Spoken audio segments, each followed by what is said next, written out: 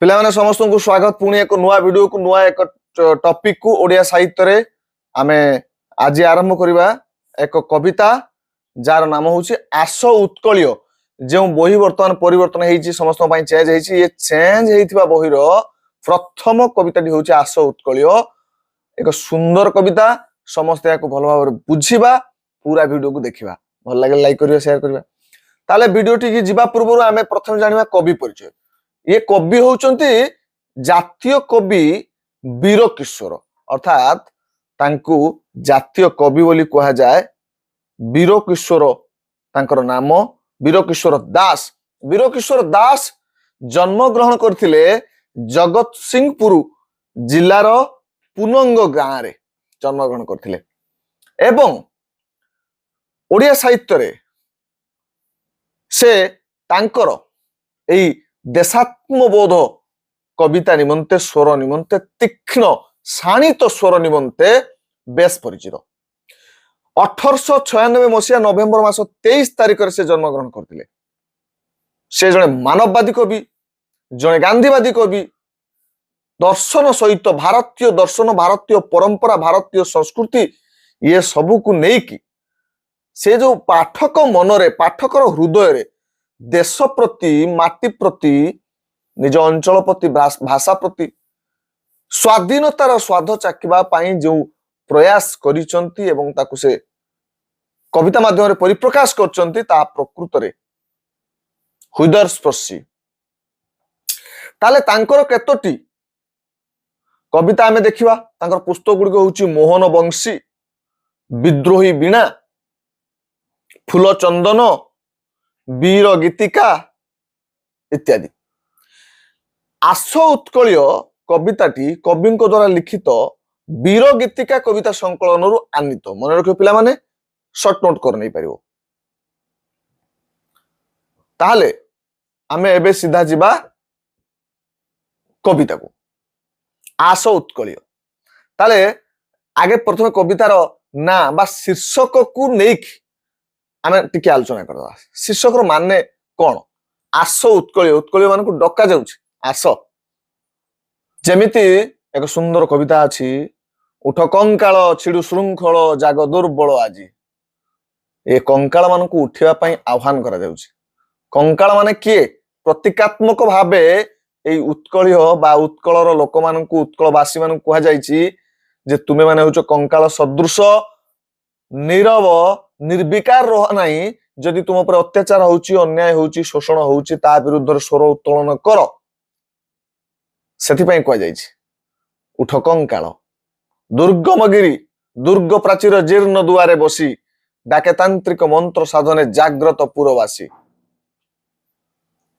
सुंदर भावे वर्णना कराई हमर प्रत्येक कविता रे आम देशवासी मान को जाग्रत करिया पई कहै गंगाधर मेहरंकर तारा सूर्य कविता मध्ये अछि हे तारका गण किंपा दिश सान सान तुम्भे परा अट केते रवि रश्मि मान तुम मानक भितर से रवि परी रश्मि अछि तुमे रवि परी रश्मि मान तुमे काहेंकी भय करूचो काहेंकी डरुचो काहाकू डरुचो जाग्रत हो एई भली अनेक कविता अछि सेई भली एक कविता होउची आस उत्कलिय उत्कलिय मान डका होउची आस आसीबा काहेंकी हाथ रे हाथ मिसेबा पाई हाथ रे हाथ मिसेबा काहेंकी एकाठी होबा काहेंकी एकाठी हेले कौनसी विद्रोह लड़ा जाई पारे एका विद्रोहर स्वर उत्तोलन करा जाई पारे किंतु विद्रोह लड़ा जाई पारे ना लड़िया पाई हेले संग्राम करिया पाई हेले क्रांति आनिबा पाई हेले समाज परिवर्तन करिया पाई हेले आमे समस्त एकाठी होबा को पड़िबो हाथ को हाथ मिलेबा को पड़िबो कांध को कांध सहित मिले चलिया को पड़िबो पाद सहित पाद मिले की चलिया को पड़िबो दांडी यात्रा बेले गांधी जदि एका एका चली थांते ताले सेटा गुरुत्वपूर्ण ही न थांता तांको मंत्र द्वारा दीक्षित होई मंत्र द्वारा मंत्र मुग्ध होई जो धाड़ी धाड़ी जनता माने तांको भलो पाउथवा लोक माने देशर स्वाधीनता पिपासु लोक स्वाधीनता पाइबार इच्छा रखिथवा अनेक नारी पुरुष धाड़ी धाड़ी होई तांको पछर जो लवण मारिबा पई जाईथिले ताहा थिला एक सुंदर सुदृश्य स्वाधीनता संग्राम रे एक महान दृश्य होई कि आज पर्यंत रही गला जे आमे ताकू दांडी यात्रा बोली कहूचे प्रत्येक क्रांति समय प्रत्येक जगार ये समूह निहाती आवश्यक। तो ये समूह तैयारी करिया पई मु नुहे आमे आमे हेले किछि भी आमे करि परिबा। गोटे समूह आवश्यक, गोटे गोष्ठी आवश्यक। ये गोष्ठी किए एठी? उत्कलीय। उत्कल किए? ओडिशार पूर्व नाम। आमे एप्रिल 1 रे उत्कल दिवस पालन करूचे। एबे ताकू नुआ ना ओडिशा डे बा ओडिशा दिवस कर दिया गलानी। तो सेई उत्कल होउची ओडिशार पूर्व नाम। उत्कलीय माने होउचंती आमे ओडिया माने। सीधा सड़क जीवा कविता को। आस उत्कलीय शुण सर्वे मिली ए देश जातिर पूर्व कथा स्मरणे जाहार गरबे तोर आपे आपे नई पड़िब मथा। आस उत्कलीय शुण सर्वे मिलिकी मिली माने मिसी समस्ते मिलिमिशिकी शुण। कवि कहउचंती एठी ये देश जातिर पूर्व कथा, ये देशर कथा, ये जातिर कथा। पूर्व कथा माने पूर्वर कथा। आमे देखिबा वर्तमान जातीयतावाद कविता जति अछि आम पाखरे आमे पढुचे बा आम क्लास रूम रे शिक्षक माने पढौचंती सेते गोटे भारी साधारण कथा रहिछि। ता होछि आमे पुरुणा कथा को नेकी एबे संग्राम रो तो तेज बा से मनोभाव को जागृत करिया पे आउथरे प्रयास करछे। ता माने एबे से संग्राम रो पट्टभूमि आउ नाही। पुरुणा समय जो संग्राम रो पट्टभूमि थिला जोठी लोक माने निजर हमर देश सेवक माने हमर वीर पुरुष माने हमर महापुरुष माने हमर विज्ञ पुरुष माने ज्ञानी माने देश को भल पाउथवा देश प्रेमी माने जो निज जीवन त्याग करथिले आत्मत्याग करथिले देश पई माटी पई सेमानक प्रसंग को आमे एबे आनुचे। काई एबे काई कि नाही एबे हम भीतर नाही जातीयतावादी नाही चल जाई सेहि दिन तो जागृत करिया पई कोआ जाउची। एंडेंजर्ड एनिमल बोली कोआ जाउची कागु सिंह बाघ सेहि दिन तार सुरक्षा करा जाउची। तेनु मते लागे जे ये जातीयता बोध जातीयता प्रीति आम भितर वर्तमान कमी कमी आसिलानी बोली आमको एई जिंस शिखेकी आम भितर आउ थरे जागृत करियार प्रचेष्टा करा जाउची जे जागृत हुओ पुणी विपद आसी पारे, संगठित हुओ पुणी झड़ आसी पारे, एकाठी हुओ पुणी आम ऊपर कहीं ना कहीं आक्रमण करि पारे। सेही दृष्टि आमको एकाठी होबाकू पड़िबो। हे उत्कलीय शुण सर्वे मिलिबा आस मिसिबा आस ए देश जातिर पूर्व कथा शुणिबा आस। शुणिबा नुहे हेजिबा आस बुझिबा आस रक्तरे रक्तरे शिरा प्रशिरारे से कथा को भेदिबा आस हृदय भितर से कथा को रखी आजिर समय रे आमर ओडिशा को आगो को नबा को प्रयास करिबा आस। स्मरणे जहार गरबे तोहर आपे आपे नई पड़िबो मथा। स्मरणे मने पकेइले जहार गरब जहा कथा को जदि स्मरण करबा मने पकेबा हम पूर्व पुरुषों कथा तमे प्रत्येक महापुरुषों कथा जदि मने पकेबो तांको जीवन रो एमिति किछि कथा अछि आमे गर्व करबा आमे पढिबा भितर सब अछि। आपे आपे नई पड़िबो मथा तोर मथा नई पड़िबो गर्व रे। एठी आम पूर्व पुरुषों कथा कहला बेले आमे कहूचे गर्व रे मथा नई पड़िबो किंतु पूर्व पुरुषों कथा ओडिया ओडियात्वर मनोभाव कथा मन रे रखी ओडियात्व भावना मन रे रखी हृदय रखी जदि आमे गर्व करिबा सेति मथा टेकी चालिबा कथा कहा जायछि। तो नई पड़िबो मथा आ मथा टेकी चालिबा भितरे किछि फरक नाही। आमे पूर्व पुरुषों को सम्मान जणे के हम मथा गर्व रे नई पड़िबो तांको आगरे सामना रे तांको प्रतिभा सामना रे तांको निष्ठा सामना रे किंतु से जहा करि जाइछन्ती ताकू उपभोग कला बेले आमे जणे स्वाधीन राज्यर बा स्वाधीन देशर स्वाधीन अंचलर लोक भाव रे व्यक्ति भाव रे आमे चालिला बेले मुंड उठे की चालिबा उचित। एठी भी गर्वर कथा अछि। बक्सी जगबंधु चंदन हजूरी गलेनी उबेई अमर पथे जस की तांकर हेबो की मलिन अमलिन परा ताहा जगते। बक्सी जगबंधु आमे समस्त जानछन बक्सी जगबंधुଙ୍କର କଥା। ତାଙ୍କର ପୁରା ନାଁ ଥିଲା ଜଗବନ୍ଧୁ ବିଦ୍ୟାଧର।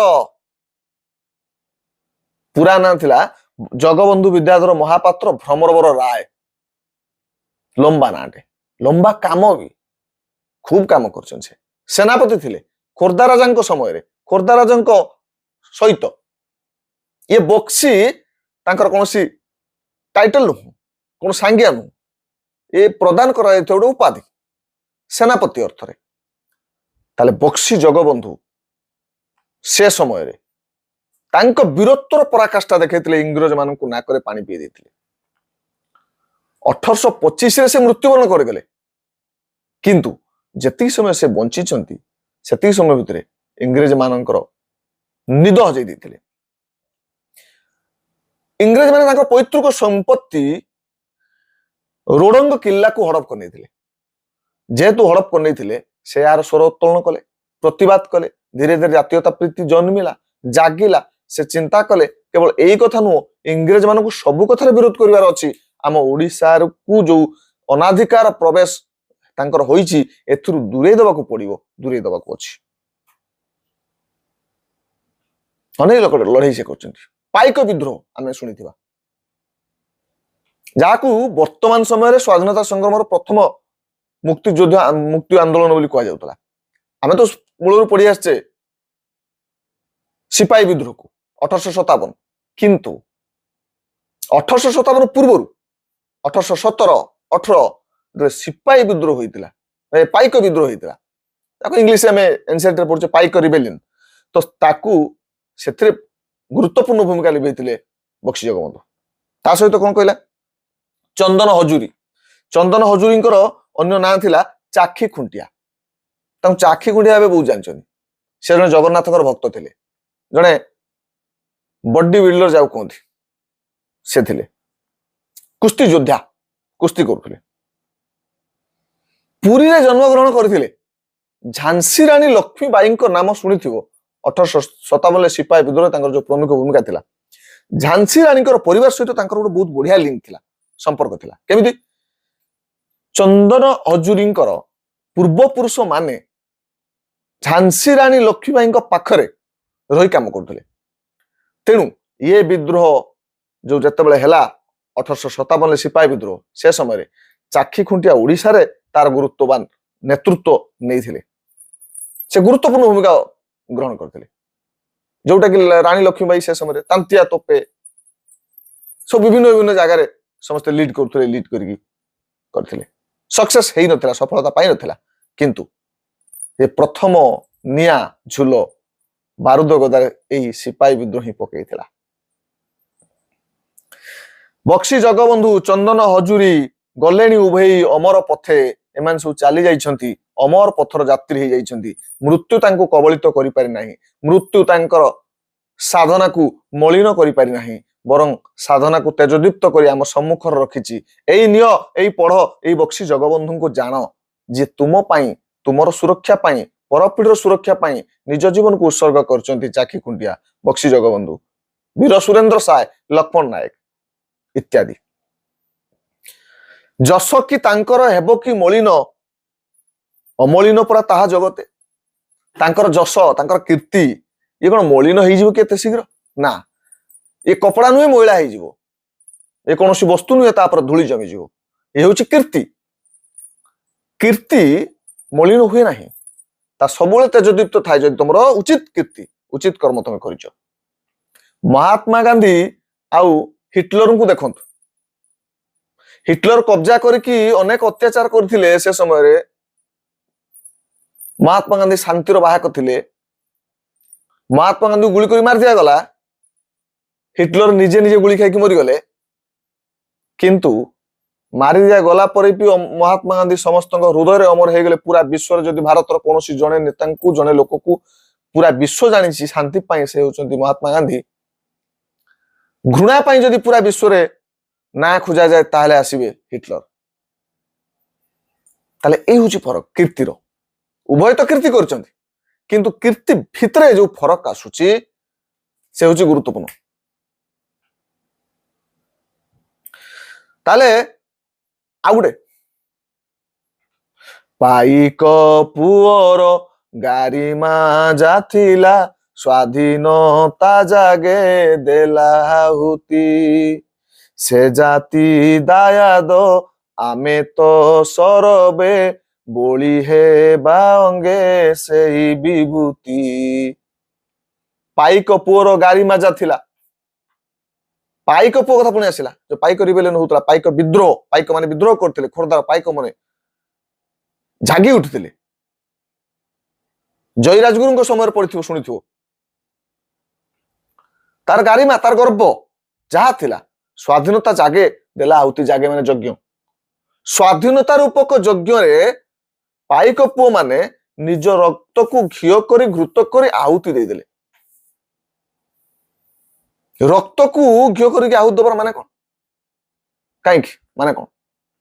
ତାର ମାନେ ଏୟା, ଯେମିତି ସୁଭାଷ ବୋଷ କହିଥିଲେ, ରକ୍ତ ଦିଅ ମତେ, ମୁଁ ତୁମକୁ ସ୍ୱାଧୀନତା ଦେବି। Give me blood, I will give you freedom. ତ ରକ୍ତ ଦେବା ମାନେ କଣ? ଏଇଆ, ତମର ଶ୍ରମ ଦିଅ, ତମର ନିଷ୍ଠା ଦିଅ, ତୁମ ଜୀବନକୁ ପାଣି ଛଡେଇ ଦେଇକି ମୋ ସହିତ ଆସ, ଲଢିବା ଦେଶ ପାଇଁ। ଠିକ ସମାନ ଭାବରେ ଏଠି ପାଇକ ପୁଅ ମାନେ ନିଜ ରକ୍ତକୁ, ନିଜ ଛାଳକୁ, ନିଜ ସ୍ୱେଦକୁ ଆହୁତି ଦେଇ ଦେଇକି ଦେଶ ପାଇଁ ଚିନ୍ତା କରୁଥିଲେ, ଅଞ୍ଚଳ ପାଇଁ ଚିନ୍ତା କରୁଥିଲେ। ସେ ଜାତି ଦାୟାଦ, ଦାୟାଦ ମାନେ ସନ୍ତାନ। ସେ ଜାତିର ତମ ସନ୍ତାନ ପରା। ସେ ଜାତି ଦାୟାଦ ଆମେ ତ ସରବେ, ଆମେ କିଏ? ଆମେ ସେଇ ଜାତିର ଦାୟାଦ, ସେଇ ଜାତିର ସନ୍ତାନ। ବୋଳି ହେବା ଅଙ୍ଗେ ସେଇ ବିଭୂତି।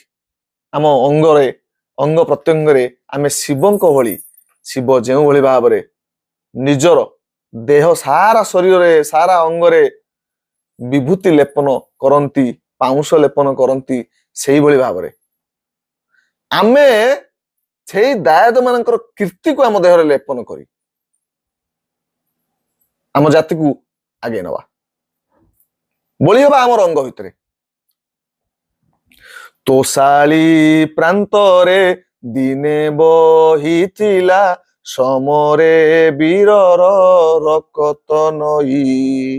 ସ୍ୱାଧୀନତା ପାଇଁ ପ୍ରାଣ ଦେଲେ ଯେତେ, ପଚାରିଲେ ମାଟି ଯିବ ତ କହି। ତୋଷାଳି ପ୍ରାନ୍ତରେ, ତୋଷାଳି କଣ?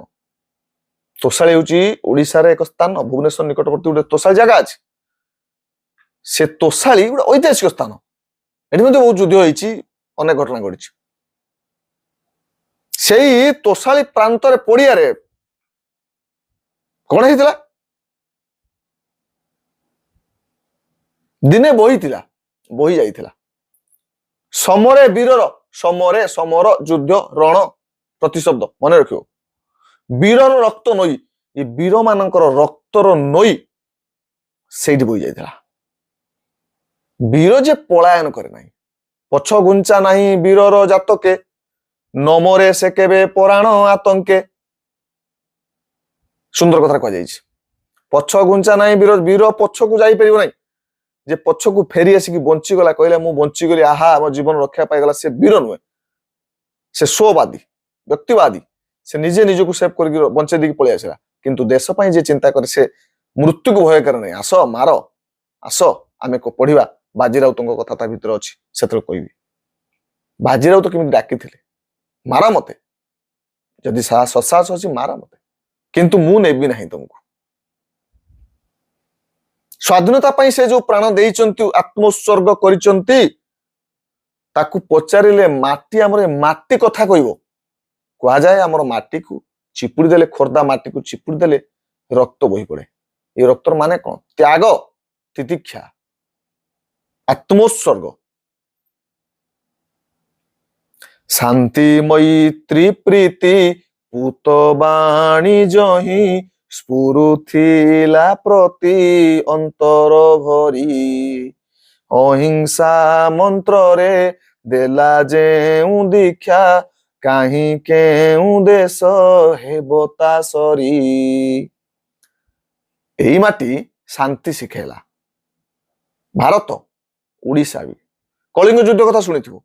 କଳିଙ୍ଗକୁ ଜୟ କରିବା ପାଇଁ ଅଶୋକ ଆସିଲେ, ଲକ୍ଷ ଲକ୍ଷ କଳିଙ୍ଗର ବୀର ସନ୍ତାନ ମାନଙ୍କର ପ୍ରାଣ ନେଲେ। ଯେହେତୁ ସେ ଶକ୍ତିଶାଳୀ ସେ ସମୟରେ ଥିଲେ, କିନ୍ତୁ ଉତ୍କଳୀୟ ମାନେ ଦୁର୍ବଳ ନଥିଲେ, କଳିଙ୍ଗର ଲୋକମାନେ ଦୁର୍ବଳ ନଥିଲେ, ସେଇଥିପାଇଁ ତ ଲଢେଇ ହେଲା। ନହେଲେ ଏକ୍ସାଇଟିସ୍ ଆତ୍ମସମର୍ପଣ କରିଦେଇଥାନ୍ତେ, ଏକପାଖିଆ ହେଇଥାନ୍ତା ଯୁଦ୍ଧ, ସମସ୍ତେ ଆତ୍ମସମର୍ପଣ କରିଦେଇଥାନ୍ତେ ଯେ ଆମେ ପାରିବା ନାହିଁ, ପ୍ରଭୁ ତୁମେ ନେଇଯାଅ ଯାହା ନଉଛ, ନା ଲଢିବା, ଆମେ ଲଢେଇ କରିବା। ଲଢେଇ ହେଲା ତ ରକ୍ତପାତ ହେଲା, ରକ୍ତପାତ ହେଲା ତ ଦୟା ନଦୀ କୂଳ ରକ୍ତରେ ନାଲି ହେଇଗଲା। ତାହେଲେ ସବୁ ପରେ ବି ଯିଏ ଚଣ୍ଡାଶୋକ ସେଇକି ଆସିଥିଲେ, ଏଠି ଲୋକଙ୍କୁ ମାରିକି ରକ୍ତାକ୍ତ କରିଥିଲେ, ସେ ଶେଷରେ ଧର୍ମାଶୋକ ହେଇଗଲେ। କୋଉ ମାଟି ଶିଖେଇଲା? ଏଇ କଳିଙ୍ଗ ମାଟି ଶିଖେଇଲା। ଶାନ୍ତି ଶିଖେଇଛି, ମୈତ୍ରୀ ଶିଖେଇଛି, ମୈତ୍ରୀ ମିତ୍ରତା। ଆମ ଏଇ ମାଟି ମିତ୍ରତା ଶିଖାଏ, ପ୍ରୀତି ଶିଖାଏ, ପୂତବାଣୀ ପବିତ୍ରତା ଶିଖାଏ, ସ୍ଫୁରୁଥିଲା ପ୍ରତି ଅନ୍ତର ଭରି, ପ୍ରତି ଅନ୍ତରରୁ ଏକଥା ଭରିଥିଲା।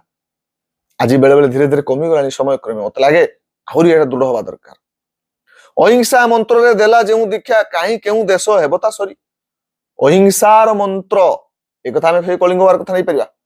ଅଶୋକ କହିଲେ ମୁଁ ଆଉ ହିଂସା କରିବି ନାହିଁ ଆଜି ପରଠାରୁ, ବୌଦ୍ଧ ଧର୍ମ ଗ୍ରହଣ କରିନେଲେ ଏବଂ ପଳେଇଗଲେ, ଆଜିଠାରୁ ଯୁଦ୍ଧ କରିବା ଛାଡିଦେଲି। ଇଏ ଦୀକ୍ଷା ଦେଲା କିଏ?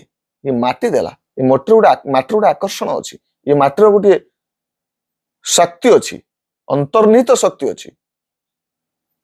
ଯଦି ଭାରତ କଥା କହିବା ତାହେଲେ ମହାତ୍ମା ଗାନ୍ଧୀ ଏ ଶାନ୍ତିର ବାର୍ତ୍ତା ପୁରା ବିଶ୍ୱକୁ ବାଣ୍ଟିଲେ।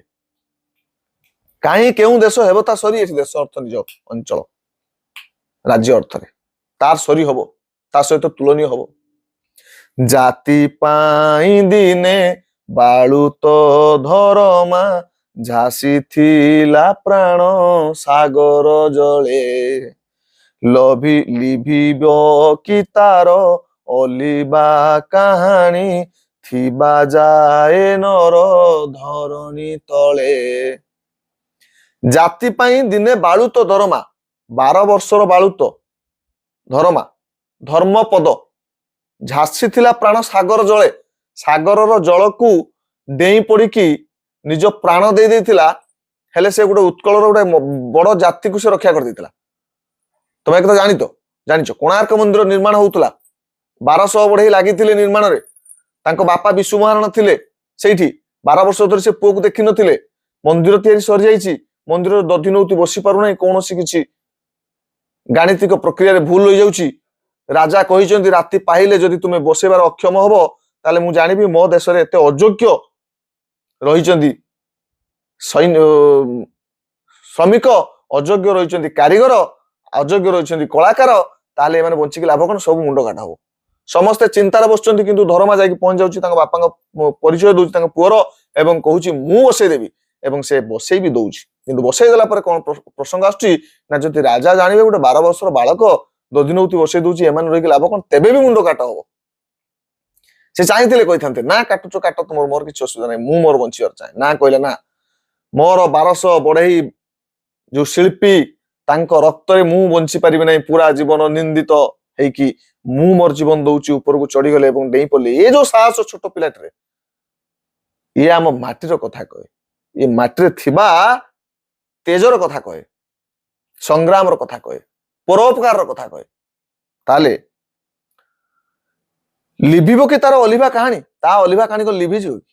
ମୁଁ କହିଛି କୀର୍ତ୍ତି ଲିଭିବନି, ତମ ଚିତ୍ର ଲିଭି ଯାଇପାରେ, ତୁମ ମହିଳା ଲିଭି ଯାଇପାରେ, ତୁମର ରଙ୍ଗ ରୂପ ସବୁ ଲିଭି ଯାଇପାରେ, କିନ୍ତୁ ଲିଭିବ ନାହିଁ କେବେ କାହାର କୀର୍ତ୍ତି। ଇଏ କାହାଣୀ ଲିଭିବନି, ଇଏ ବିଜୟର ଗାଥା ଲିଭିବ ନାହିଁ। ଥିବା ଯାଏ ନର ଧରଣୀ ତଳେ, ନର ମାନେ ମଣିଷ ଏ ପୃଥ୍ୱୀ ପୃଷ୍ଠରେ ଥିବା ଯାଏ, ଧରଣୀରେ, ବସୁନ୍ଧରାରେ ଲିଭିବ ନାହିଁ। ତ୍ୟାଗ ଆଦରସ ଜାତିର ମହତ, ଦେଶ ପାଇଁ ଦେଲା ନିଜକୁ ବଳି। ଦରିଦ୍ର ଜନର ବନ୍ଧୁ ଗୋପବନ୍ଧୁ, ସେ ପୁଅ ମହିମା ହେବ କି କଳି। ଦରିଦ୍ର ଜନର ବନ୍ଧୁ ହଉଛନ୍ତି ଗୋପବନ୍ଧୁ, ଦରିଦ୍ର ଲୋକର ବନ୍ଧୁ ହଉଛନ୍ତି ଗୋପବନ୍ଧୁ। ବନ୍ୟା ପ୍ରପୀଡ଼ିତ ଅଞ୍ଚଳକୁ ଯିବା ପାଇଁ, ଚୁଡା ଚାଉଳ ବାଣ୍ଟିବା ପାଇଁ, ଦରିଦ୍ରତାରେ ପଡିଥିବା ଲୋକ, ଅସୁବିଧାରେ ପଡିଥିବା ଲୋକ, ତାଙ୍କୁ ସେବା କରିବା ପାଇଁ ସେ ନିଜ ପୁଅକୁ ଜ୍ୱର ବିଛଣାରେ ଛାଡି ଦେଇକି ଯାଇପାରନ୍ତି, ଯେ ସେ ଗୋପବନ୍ଧୁ। ଏଭଳି ପୁଅକୁ ଜନ୍ମ ଦେଇଛି ଏଇ ମାଟି, ତାଙ୍କ ପାଖରୁ ଆମକୁ ଶିଖିବାର ଅଛି। ଆମେ କିନ୍ତୁ ଶିଖୁନି, ଆମର ସବୁ ସଂଜ୍ଞା ବଦଳି ଯାଉଛି।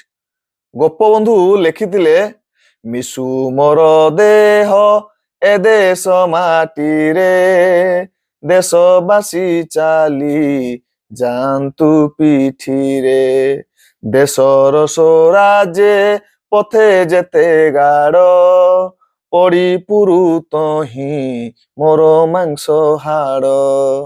ଏବେ କିନ୍ତୁ ସଂଜ୍ଞା ବଦଳି ଗଲାଣି। ଯୋଉମାନେ ଏବେ ଶାସନରେ ରହୁଛନ୍ତି, ପ୍ରମୁଖ ହେଇକି ରହୁଛନ୍ତି, ଲୋକମାନଙ୍କର ସେବା କରିବା ପାଇଁ ଯାଉଛନ୍ତି, ସେ ଉଲ୍ଟା କଥା କହୁଛନ୍ତି। ସେ କହୁଛନ୍ତି ମୋ ଦେଶ ମୋ ଶରୀର ତ୍ୟାଗ କରିବା ଦରକାର ନାହିଁ। ମିଶୁ ତୁମ ଦେହ ଏ ଦେଶ ମାଟିରେ ମୁଁ ଚାଲିଯାଏ ତୁମରି ପିଠିରେ ଦେଶର ସ୍ୱରାଜ୍ୟ ପଥେ ଯେତେ ଗାଡ଼ ପଡ଼ି ପୁରୁତ ହିଁ ତୁମ ମାଂସ ହାଡ଼। ତୁମର ମାଂସ ହାଡ଼ ପଡ଼ି ଚାଲୁ, ମୁଁ ପଳେଇବି। କିନ୍ତୁ ଆମକୁ ସେଇଟା ଶିଖିବାର କଥା ନୁହଁ। ଆମ ଜାତି, ଆମର ମାଟି ଆମକୁ ଶିଖେଇ ନାହିଁ। ଆମକୁ ଗୋପବନ୍ଧୁ କଣ କହୁଛନ୍ତି? ଦେଶ ସେବା, ଦରିଦ୍ର ଜନର ସେବା, ନିଜକୁ ତ୍ୟାଗ କରିକି ଲୋକଙ୍କର ସେବା କରିବା, ଏ କଥା ଗୋପବନ୍ଧୁ ଶିଖଉଛନ୍ତି। ଦେଶ ପାଇଁ ନିଜକୁ ବଳି ଦେଇଥିଲେ ଦରିଦ୍ର ଜନର ଗୋପବନ୍ଧୁ ସିଏ। ସେ ପୁଅର ମହିମା ହେବ କି କଳି? କଳି ବି କରିହବ କି? ମାପି ପାରିବ କି? କଳି ମାନେ ମାପିବା, ଏଠି କଳନା କରିବା, କରିପାରିବା କି? ନା। ବାଜି ରାଉତର ନା ଲୁଚି ନାହିଁ ମୁକତ ପଥର ସୈନିକ ସେହି ତରପଣ କର ସେ ନାମ ଉଚ୍ଚାରି ସ୍ୱାଧୀନ ସଂଗ୍ରାମ ପୁରାଣ ଫେଇ। ବାଜି ରାଉତର ନାଁ ଲୁଚି ନାହିଁ। ଆଜି ଲୁଚି ଯାଇଛି କି ବାଜି ରାଉତର ନାଁ? ଛୋଟିଆ ଛୁଆଟେ କହିକି କେହି ଭୁଲି ଯାଇଛି କି? ବରଂ ମନେ ରଖିଛି। ଛୋଟିଆ ଛୁଆ ନୁହଁ, ତାର ଯୋଉ ତ୍ୟାଗ ଛୋଟିଆ ନୁହଁ, ବୟସ କେବଳ ଛୋଟ ଥିଲା। ଗାଁରେ ମେଳି ବସିଲା, କଥା ଦିଆଗଲା ଯେ କେହି କର ଦେବେନି, ନଦୀ ଏପଟକୁ ଇଂରେଜ ମାନଙ୍କୁ ଆଣିବାକୁ ଯିବେନି। ତାହେଲେ ନଦୀ ଏପଟକୁ ଯଦି ଇଂରେଜ ମାନଙ୍କୁ ନ ଜାଣିବା ଆମ ଲୋକମାନେ ଆସିବେ କେମିତି? ତାହେଲେ ଡଙ୍ଗା କେମିତି ଚଳିବା? ନା ଡଙ୍ଗା ବି ଚାଲିବ, କିନ୍ତୁ ଇଂରେଜ ମାନଙ୍କୁ ଆଣିବାନି। କେମିତି? ସମସ୍ତେ ପାଳି କରିଦିଆଯିବ, ପାଳି ହେଇକି ଯିବା। ତାହେଲେ କଣ କରିବା? ଯୋଉଦିନ ଇଂରେଜ ମାନେ ଆସିବେ ସେଦିନ ଯିଏ ରହିଥିବ ସେ ଦୃଢତାର ସହିତ ପ୍ରତିବନ୍ଧକ ସୃଷ୍ଟି କରିବ, ପ୍ରତିବାଦ କରିବ, ମନା କରିବ, ଆଣିବନି। ଜୀବନକୁ ପାଣି ଛଡେଇ ଦେଇକି ଯାଅ। ସମସ୍ତେ ଏକ ସ୍ୱରରେ ଏକତାନରେ କହିଲେ ଆମେ ମାନିବା, ଆଣିବାନି। ସେଦିନ ଛୋଟ ପିଲା 12 ବର୍ଷର ବାଳକ ବାଜି ରାଉତ, ତାର ପାଳି ପଡିଥିଲା, ଡଙ୍ଗା ଉପରେ ବସିଥିଲା। କିନ୍ତୁ ଇଂରେଜ ମାନେ ଯେତେବେଳେ ଭୋର ଭୋର ଆସିକି ପହଞ୍ଚି ଯାଇଛନ୍ତି, କହିଲେ ଏ ଛୁଆ ଏଠିକା ଏଠିକା, ଡଙ୍ଗା ତୁ ଏଠିକି ଆଣିକି ଲଗା, ଆମେ ଯିବୁ, ଲୋକ ଉଠିବା ଆଗରୁ ଆମେ ଯିବୁ, ଯାଇକି ପହଞ୍ଚିବୁ ଗାଁ ଭିତରେ, ନହେଲେ ଗାଁ ଲୋକ ପଳେଇ ଯାଉଛନ୍ତି ଟ୍ୟାକ୍ସ ଦବା ବଦଳରେ। କହିଲା ମୁଁ ନେଇପାରିବିନି, ଭିତରୁ ଭିତରୁ ପଳେଇଗଲା। ଇଂରେଜ ମାନେ ରାଗିଲେ, ଧମକ ଦେଲେ, ମାରିଦେବେ ବୋଲି କହିଲେ, ତଥାପି ଶୁଣିଲା ନାହିଁ। ଡରେଇଲେ, ତୁ ଆମକୁ ଜାଣିଛୁ? କହିଲେ ମୁଁ ଜାଣିଛି। ତୋର ଅବସ୍ଥା ବର୍ତ୍ତମାନ କଣ ହବ ଜାଣିଛୁ? ଜାଣିଛି। କବିତାରେ କବି କହିଛନ୍ତି କେତେ ସୁନ୍ଦର ଭାବରେ, କହିଲା ଟୋକା ସେ ବିରୋଧର ପରେ ହସି, ନେବି ନାହିଁ ନା, ନେବି ନାହିଁ ନା, ଭାଇର ଆଦେଶ ନାହିଁ। ମଣିଷ ମରାଳି ଆମରି ରକ୍ତ ପାଇ, ସିପାହୀ କୂଳକୁ ପାରିକାରି କରିଦେବା ପାଇଁ। ନା ନା ନେବି ନାହିଁ, ନା ନେବି ନାହିଁ, ଭାଇର ଆଦେଶ ନାହିଁ। ମୋ ଭାଇର ଆଦେଶ ନାହିଁ। ଭାଇ ମୋ ଦେଶବାସୀ, ମୋ ଗ୍ରାମବାସୀ ମତେ କହିଛନ୍ତି ଆଦେଶ ନାହିଁ, ମୁଁ ନେଇପାରିବିନି। ତମେ କିଏ? ନା ଆମେ ଗୁଳି ମାରିବୁ। ମାର ମାର, ଚଲାଅ ଗୁଳି, କିନ୍ତୁ ମୁଁ ନେବି ନାହିଁ। ଚଲେଇଲେ ଗୁଳି, ଧାଇଁ ଧାଇଁ ଗୁଳି ଆସିକି ବାଜିଲା। ଧାଇଁ ଆସିକି ସେ ବନ୍ଧୁକ ମୁନରେ, ସଙ୍ଗୀନ ମୁନରେ ତାର ମୁଣ୍ଡକୁ କଅଁଳ ଖପୁରିକି ଛେଚି ପକେଇଲେ ଇଂରେଜ ମାନେ, ବର୍ବରତାର ସହିତ ହତ୍ୟା କଲେ। ତଥାପି କୌଣସି ସମୟରେ ସେ ନିଜକୁ ଅସହାୟ ମନେ କରିନାହିଁ। ନିଜ ମାଟି ପାଇଁ କିଛି କରୁଛୁ ବୋଲି ଭାବିକି ଖୁସିରେ ଖୁସିରେ ସେ ପ୍ରାଣ ତ୍ୟାଗ କରିଗଲା। ୟାକୁ କେହି ଭୁଲି ପାରିବେ? କେହି ଭୁଲି ପାରିବେ ନାହିଁ, କେହି ଭୁଲି ପାରିବେ ନାହିଁ। ତର୍ପଣ କର ସେ ନାମ ଉଚ୍ଚାରି, ଆଜି ଆମେ ମାନେ ତର୍ପଣ କରିଦବା ଦରକାର ସେଇ ନାମ ସବୁକୁ ଉଚ୍ଚାରଣ କରିକି।